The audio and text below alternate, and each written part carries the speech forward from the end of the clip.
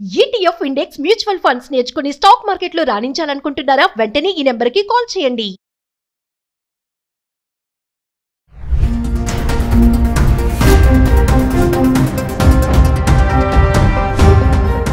నమస్తే, welcome back to Suman TV. ప్రస్తుతం మనతో పాటు ఉన్నారు family counsellor, motivational speaker, public speaker Rajani Rama గారు.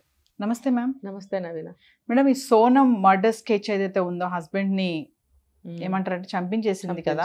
సో ఇప్పుడు ఏంటంటే ఆమె అమాయకురాలని ఇరుగు పొరుగు వాళ్ళని కూడా ఎంక్వైరీ చేస్తే వాళ్ళు కూడా ఏదో చెప్తున్నారు, అసలు ఆమె చేసిందని మేము నమ్మలేము, she's very well educated, business వాళ్ళ బ్రదర్స్ ఇద్దరికి కూడా బిజినెస్లో హెల్ప్ చేస్తూ ఉంటుంది, ఎట్లా చేస్తుంది ఈ అమ్మాయిని వాళ్ళు అంటున్నారు. ఇంకో ట్విస్ట్ ఏంటంటే అత్తగారు ఆ మాంగారు కూడా ఇదే అంటున్నారంట, మాకు ఈమె చేసిందని మేము నమ్మలేము, ఏదో జరిగి ఉండొచ్చు అని అంటున్నారు. ఇదంతా కూడా సోనం స్కెచ్ అనుకోవచ్చా? అంటే ఇప్పుడు మీరు అన్నదాన్ని బట్టి మంచి ఫ్యామిలీ అండి ఇది, అది నో డౌట్. ఇప్పుడు తండ్రికి అంత అపనమ్మకంగా ఉంది ఆ విషయం, అత్తగారికి కూడా అలాగే అనిపిస్తుంది. ఎందుకంటే మంచి ఫ్యామిలీస్, అలాంటి ఫ్యామిలీస్లో పద్ధతిగా ఉంటారు, పరువుగా ఉంటారు, వాళ్ళ పని ఏదో వాళ్ళు పొద్దున్న లేచి రాత్రి వరకు బిజినెస్ పనులు అందులో ఉంటూ ఉంటారు. ఇప్పుడు కాబట్టే చూడండి, మంచి ఫ్యామిలీ అనటానికి చెప్తా నేను. వాళ్ళ అన్నయ్య ఎవరైతే గోవింద్ అన్న అతను ఉన్నాడో, ఉత్తరాఖండ్ నుంచి ఈ అమ్మాయి ఫోన్ చేసినప్పుడు అతను పోలీసులకి ఇన్ఫామ్ చేశాడు ఫస్ట్. ఎస్, అంటే అక్కడ అతని యొక్క స్వభావం మనకేమని అర్థమవుతుందంటే, అమ్మో ఏం జరిగిందో ఏంటో, మా పిల్ల ఆగమవుతుందో ఏమో, మా పిల్ల తప్పే చేసిందో ఒప్పే చేసిందో, ముందు పోలీస్ కస్టడీలోకి వెళ్తే మంచిది, సేఫ్, ఇలా అతని వైపు నుంచి అలా ఆలోచించి పోలీసులకి ఇన్ఫామ్ చేయటం జరిగింది. అంటే అక్కడ మీకు ఏమర్థమవుతుంది, కాస్త పరువుగా మంచిగా ఒక సేఫ్టీ ఇదిగానే ఆలోచించాడని. ఇంకో రెండో పక్క నుంచి నిజంగా ఆ పిల్ల జరిగిందంతా చెప్పు ఉండొచ్చు ఆ ఫోన్లో, మనకి అది బయటికి రాలేదు కదా. అది నాకు అక్కడ ఒకటి డౌట్ వచ్చింది. బంగారం ఏమైంది అనేది కూడా డౌట్ వచ్చింది. మరి అక్కడ ఆ అమ్మాయి వాళ్ళ అన్నయ్యకి ఏం చెప్పిందో మనకు తెలియదు. అతను వెంటనే ఏం చేశాడంటే పోలీసులకు కంప్లైంట్ చేశాడు, ఆ అమ్మాయిని అరెస్ట్ చేశారు. అరెస్ట్ ఎందుకు చేయవలసి వచ్చింది మరి? ఇప్పుడు వాళ్ళ అన్నయ్య కాల్ చేయబట్టే కదా. ఎందుకు కాల్ చేశాడంటే ఇదే, ఎందుకు ఇంత పని చేసిందని అతను కూడా పోలీసులకు అప్పచెప్పాడేమో. తర్వాత ఇంట్లో చూసుకుంటే ఈ అమ్మాయి చుట్టుపక్కల అందరూ చెప్తున్నారు చాలా మంచి అమ్మాయి, అత్తగారు కూడా చెప్తుంది. అంటే ఏంటంటే పెరిగిన పెంపకం మంచిదే, పెరిగిన పెరుగుదల మంచిదే, చదువు మంచి ఎడ్యుకేటెడ్ అని చెప్తున్నారు, బిజినెస్ పనులు కూడా చూసుకుంటుందని చెప్పారు, ఫ్యామిలీ పరంగా అంతా ఓకే, మంచి స్వభావం అంతా బాగానే ఉంది. అయితే ఒక మనిషి రాక్షసుడిగా మారచ్చు, రాక్షసుల్లాగా ఉండేవాళ్ళు ఏమో అంత బాగుంటే మంచిగా కూడా మారచ్చు. అలా ఒక మంచి మనుషులు రాక్షసులుగా మారటానికి చాలా తక్కువ సమయంలో మారిపోవచ్చు. రాక్షసులుగా ఉన్నవాళ్ళు మంచిగా మారటానికి రేరెస్ట్గా ఎక్కడో కానీ జరగవు అవి. కాబట్టి మంచి మనుషులు కూడా పరిస్థితులకి తల వంచాల్సి వచ్చో, పరిస్థితులకి ఇదిగానో వాళ్ళు తల వంచి చెడ్డలోకి వెళ్ళిపోవడానికి అవకాశాలు ఉన్నాయి. ఇక్కడ ఏం జరిగిందనంటే, పనోడు కళ్ళల్లో ఎలానో పడుంటుంది, పనివాడి దృష్టి ఆ అమ్మాయి మీద పడుంటుంది, పడినప్పుడు ఈ అమ్మాయి లొంగిపోవాల్సి వచ్చి ఉంటుంది. ఇంట్లో ఎవరు లేరు, ఒక అబ్బాయి తిరుగుతున్నాడు, బాగుంది, తనకు నచ్చింది, లొంగిపోయి ఉంటుంది. లొంగిపోయినప్పుడు ఏమవుతుంది అని చెప్పాను, వెంటనే మెంటాలిటీ మారిపోతుంది. ఇన్ ద సెన్స్ అంటే ఒక చెడులోకి వెళ్తున్నప్పుడు రాక్షసత్వం అంట. నేనైతే ఒక చెడ్డ లక్షణాలు ఎవరినంటాం మనం, ఒక రాక్షసుల్ని అనేవాళ్ళం గతంలో. ఏ రాక్షసుల్లాగా ఏంటి అంత బ్యాడ్గా బిహేవ్ చేస్తావు అని అంటాం కదా, వాళ్ళకే ఉంటుంది ఆ బిహేవియర్ అని. అంటే ఈ అమ్మాయికి వెంటనే ఇలాంటి వెధోపనులు చేసినందుకు గాను ఆలోచనలు మారిపోయి బ్యాడ్ వేలోకి వెళ్ళిపోతుంది కాబట్టి ఆలోచనలు ఇంకా క్రూయల్గా తయారవుతాయి. ఒక తప్పు చేసినప్పుడు అది దిద్దుకోవడానికి 100 తప్పులు చేయాల్సి వస్తుంది. అలాగే ఒక అబద్ధం ఆడినందుకు 1000 అబద్ధాలు ఆడాల్సి వస్తుంది. అది నమ్మించడానికి ఇంకో అబద్ధం ఆడాలి, మళ్ళీ ఇది నమ్మించడానికి ఇంకొక అబద్ధం ఆడాలి. అంటే ఇదంతా కూడా ఒక చైన్ లాగా వెళ్ళిపోతుంది. అని అబద్ధాల మీద అబద్ధాలు ఆడుకుంటూ వెళ్ళిపోవడమే. అసలు చేసింది నువ్వు ఒక్క అబద్ధం, ఒక తప్పు అయితే నువ్వు అక్కడే దిద్దుకుంటూ అయిపోతుంది. కానీ భయంతోనో పట్టుబడతామనో పరువు కోసమో అన్ని తప్పులు చేయడం జరుగుతుంది అనమాట, తప్పు దాయడానికి ఖచ్చితంగా. అలాగే ఇప్పుడు ఈ అమ్మాయి కూడా అదే వేలో వెళ్ళిపోయింది. ఇప్పుడు నన్ను కిడ్నాప్ చేశారు నాకేం తెలియదు అనటం కూడా అందులో భాగమే. ఇంకొకటి ఏంటంటే, తప్పు చేసినోడు కానీ అబద్ధాలు చెప్పేవాడికి కానీ జ్ఞాపక శక్తి ఉండాలి, మళ్ళీ రిపీట్ అవ్వకూడదు. అది నిన్న నువ్వేం అబద్ధం చెప్పే వాళ్ళని గుర్తుండాలి. 10 అబద్ధాలు ఆడాక 11 అబద్ధం ఆడేటప్పుడు, 11 తప్పు చేసేటప్పుడు ఈ 10 అబద్ధాలు ఏమేమి అబద్ధాలు చెప్పావో దానికి అనుగుణమైనటువంటి అబద్ధాన్ని నువ్వు 11సారి చెప్పాలి. కాబట్టి నీకు 10 అబద్ధాలు గుర్తుండాలి, అందులో ఎన్నో మాటలు దొరుకుతాయి ఒక అబద్ధంలో. అలాగే ఒక 10 తప్పులు సరి చేసుకోవాలంటే 11వ తప్పు నువ్వు చేసినప్పుడు ఈ 10 తప్పుల్లో ఏమేం చేసుకుంటూ వచ్చావో దానికి అనుబంధమైనటువంటి తప్పును నువ్వు ఇక్కడ చేయాలి. అంటే నీకు ఎంత మెమరీ కావాలి, నువ్వు అది ఉండాలి నీకు. మరి అది ఎవరు గుర్తించరు, ఏదో ఆడేసాం అది ఎవరు గుర్తుండదులే అనుకుంటారు. ఖచ్చితంగా గుర్తుంటుంది. ఇలాంటి సమయంలో ఒక కేసు ఇన్వెస్టిగేషన్ చేయాలంటే పోలీసులకి ప్రతి అక్షరాన్ని పట్టుకుంటారు. మరి ఈ అమ్మాయి కూడా ఆ విధంగానే ఆ తప్పు చేయడం జరిగింది. ఇది ఇంకొక విషయం ఏంటంటే మేడం, హనీమూన్కి వెళ్ళేటప్పుడు మామూలుగా చాలా మంది ఏంటి బంగారం కానీ పట్టు చీరలు కానీ ఇవేం తీసుకెళ్లరు, అంటే ఎంజాయ్ చేయడానికి వెళ్తున్నారు, రకరకాల ప్లేసులు తిరుగుతారు, చక్కగా ఫ్యాషన్గా డ్రెస్సెస్ తీసుకెళ్తారు, ఈ గోల్డ్ జ్యువెలరీ అన్ని వేసుకోరు కదా. కానీ ఈ అమ్మాయి ఏంటంటే సోనా మొత్తం పెళ్లికి సంబంధించిన జ్యువెలరీ అంతా ప్యాక్ చేసుకుందంట.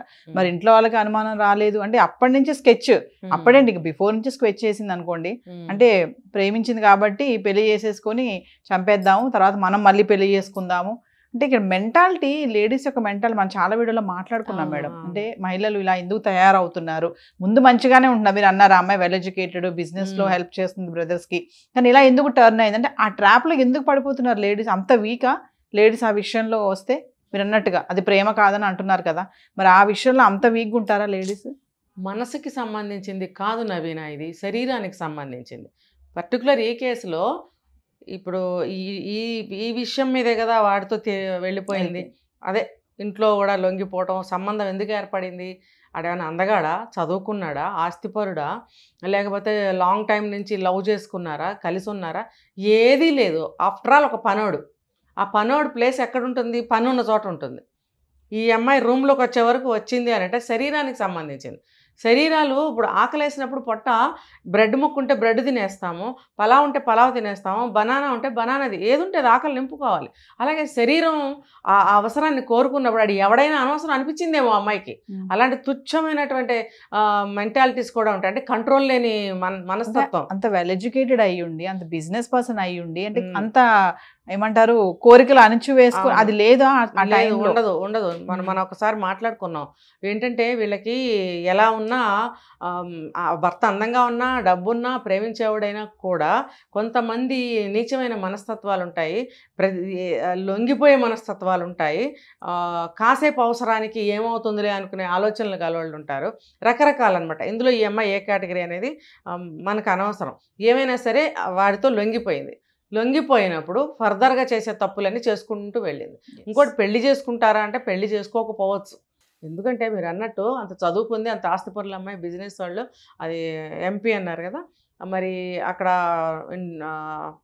నార్త్ ఇండియన్ పీపుల్స్ వాళ్ళందరూ కూడా మంచి ఇంపార్టెన్స్ ఇస్తారు కుటుంబానికి కానీ ఆస్తిపాస్తులకి కానీ. అలాంటప్పుడు ఈ అమ్మాయి పెళ్లి చేసుకోవాలని అనుకోకపోవచ్చు. అయితే ఈ నగలు అనేవి ఎందుకు తీసుకెళ్ళిందంటే, కొంత డబ్బు ఒప్పుకుని కొంత ఎక్కువ డబ్బు తీసుకెళ్ళడానికి ఇంట్లో వాళ్ళు అడుగుతారు కదా, అందుకని నగలు పట్టుకెళ్ళిందేమో, నగలు ఇవ్వటానికి. ఇప్పుడు మనకు అది తేలాల్సింది ఉంది. చాలా బంగారం పట్టుకెళ్ళారు ఇద్దరు కలిసి, తర్వాత వాడుకోవడానికి కూడా యూజ్ అవుతుంది కదా. ఇప్పుడు ఆ అబ్బాయి ఒంటి మీద ఏమీ లేవు, ఒక రింగ్ ఉంది, అంటే రింగ్ రాలేదేమో వదిలేశారు. వాచ్ రింగ్ ఏముందిలే పెద్ద కాస్ట్ కాదని వదిలేసి ఉంటారు. మిగతా బంగారం అంతా తీసేసి ఉంటారు. అందుకని ఆ అబ్బాయి ఒంటి మీద కూడా బంగారం ఏం లేదు. మనకి డెడ్ బాడీ అబ్బాయి కాబట్టి ఆ అబ్బాయి గురించే మనకు వచ్చింది.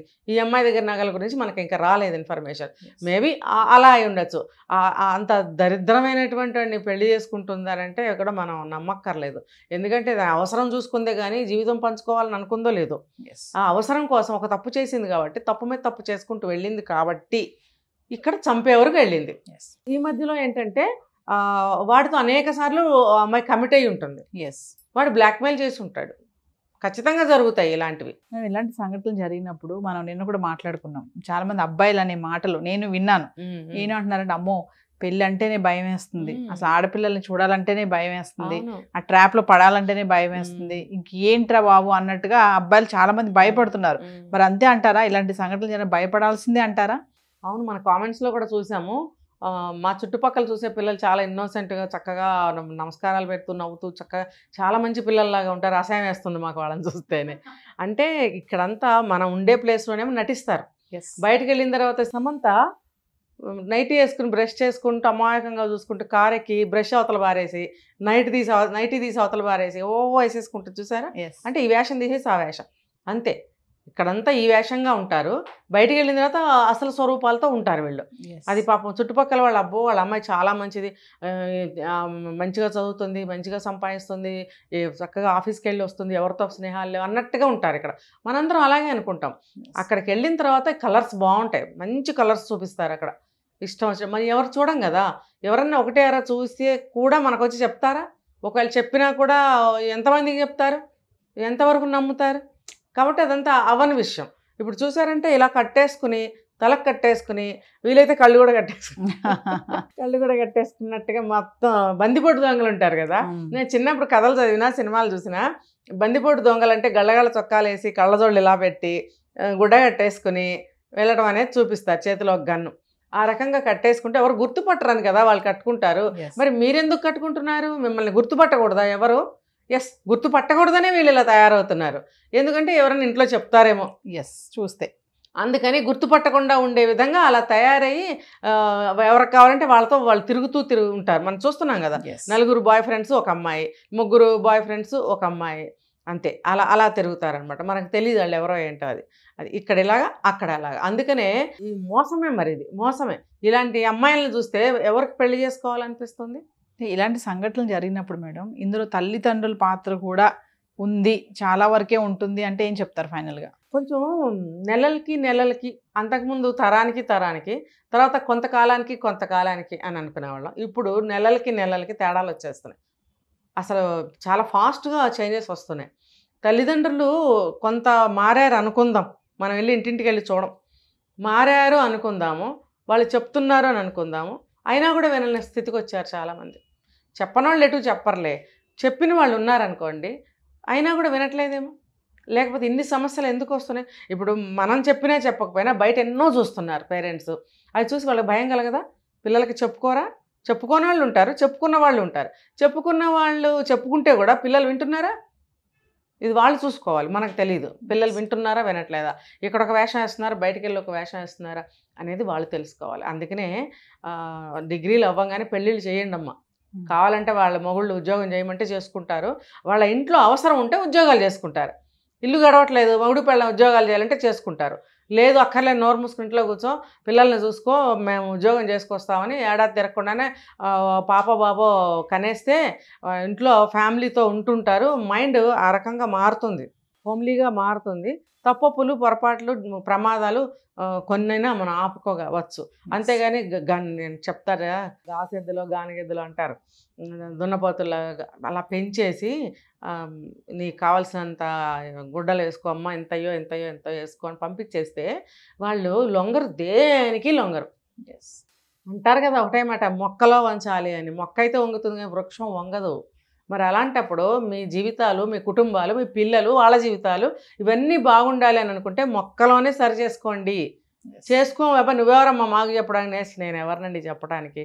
మీ అమ్మాయి, మీ ఇల్లు అంటే మీ అమ్మాయి బాగుంటే మీరు సంతోషంగా ఉంటారు, మీ అబ్బాయి బాగుంటే మీరు సంతోషంగా ఉంటారు. వాళ్ళు బాగోలేదనుకోండి, మనం పొయ్యి మీద పిల్లి కూడా అంటారు కదా, అలా పెట్టుకొని మనం మంచం ఎక్కి ఏడుస్తూ కూర్చుంటాము. అప్పుడు నేనేం చేయగలను, మీరేం చేయగలరు కదా. ఎవరిల్లు వాళ్ళు సరి చేసుకోవాలి. మళ్ళాంటి వాళ్ళం ఏంటంటే సలహా ఇస్తాము, ఎన్నో చూస్తున్నాం కాబట్టి, కేసులు చూస్తున్నాం కాబట్టి అది వాళ్ళ చేతిలో ఉంది. ఏంటి 20 ఏళ్ళకి పెళ్ళి ఏంటి, ఏమ్మా 13 ఏళ్ళకి పెళ్లి చేసుకుని 16 ఏళ్ళు వచ్చేటప్పటికి 2 పిల్లల్ని కన్నారు కదా. ఆ శక్తి భగవంతుడు ఇస్తాడు. లేకపోతే 9 ఏళ్ళకి 10 ఏళ్ళకి మెచ్యూర్ ఎందుకు అవుతున్నారు ఆడపిల్లలు?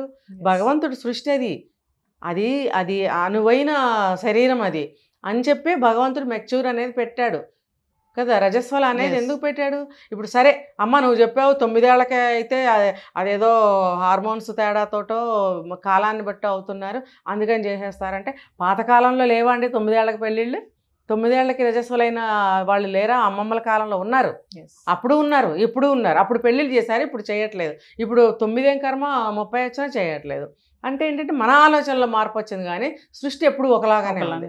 మహా అయితే ఇప్పుడు కల్తీ తిండ్లు తింటున్నాం కాబట్టి ఇంకా ఎక్కువగా అవుతున్నారు. అప్పుడు బలమైన ఆహారం, శాస్త్రీయమైన ఆహారం తినేవారు, గట్టిగా ఉన్నారు, పెళ్ళిళ్ళు చేసుకున్నారు, పిల్లలు 20 ఏళ్ళు వచ్చినప్పుడు 3-4 పిల్లల్ని కన్నవాళ్ళు ఉన్నారు. అందరూ వాళ్ళే ఉన్నారు అప్పట్లో. ఇప్పుడు అసలు 20 ఏళ్ళకి పాలపేక వేసుకుని ఇంత చిన్న చిన్న నెక్కర్లు వేసుకుని సోఫాలో కాళ్ళు ఎత్తి పడుకుని అమ్మ ముందు నాన్న ముందు వేషాలు కొడుతున్నారు. ఈ మరి 20 ఏళ్ళకి అప్పుడు 4 పిల్లలు 3 పిల్లల్ని ఎలా కన్నారు? అమ్మలు ఎవరైనా సరే వెనక్కి తిరిగి ఒక్కసారి ఆలోచించుకుంటే ఎవరు ఎదటి వాళ్ళని ప్రశ్నించరు ఇంకా. Yes, thank you ma'am.